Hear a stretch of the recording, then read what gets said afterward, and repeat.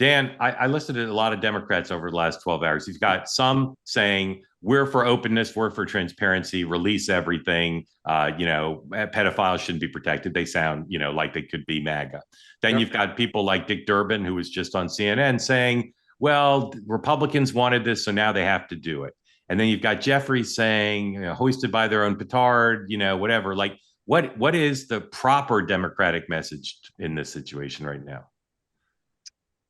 I would just say transparency. I mean, it's always a good answer. I get it. There'll be Democrats that are probably going to be embarrassed. Some former officials that may not feel pretty good that if that happened. But so be on the side of transparency always. That's what I would do. And look, I think one of the things that is also starting to happen is there are journalists that have spent years tracking down, on this issue, investigating it.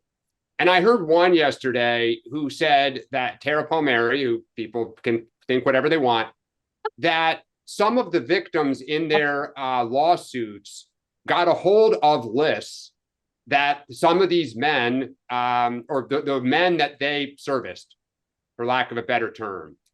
And if that came out, it would be, according to Tara and some others, it would end a lot of very prominent people's careers. Yeah. When you hear that, people start hunting. Yeah. So we'll see. So here's what one person who's watched this closely said to me. If you take Trump out of the equation and you look at all the other prominent men whose names have been raised, they're almost all Democrats. Yes. Like name a Republican who's been associated with it, the way like Bill Gates has. Oh, like, I want to be very careful here. Who's a Republican? Who's a Republican who was friends with Epstein, who borrowed money from him or asked him for money or banked with him? Name one.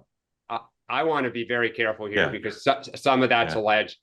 Okay, all right, but it's bipartisan. It's bipartisan. Well, I don't know. I looked at the list of names of people publicly already associated. Publicly, I think that's the key. Yeah, publicly, and again, remember, like some people hit him up for money.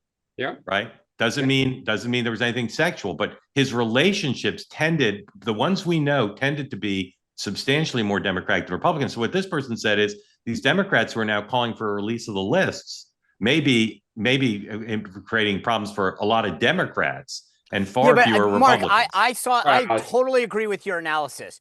I saw that. Yes, it's not mine. It's my sources. Okay, no, fine, but I agree. Like I will stipulate that the names that we're talking about are the ones that are in the public domain, at least largely, right? So, but that being said, I believe that Democrats are playing a risky game here, which is they don't believe that Republicans will ever do it or that the courts will ever allow it. Therefore, they're trying to play a little triangulation here, which is we get to say it, we know it'll never happen. Right. But I think this is like a lot of things. You better be careful because to your point, if finally somebody flips and puts this out and goes, you called for it, Bill Gates is not going to be happy. Bill Clinton's not going to be happy. I'm sure there's a bunch of other bills. There. What? Dan, I won't read it aloud. Text me the name or names you're thinking of. I'm just curious. Just text that to me.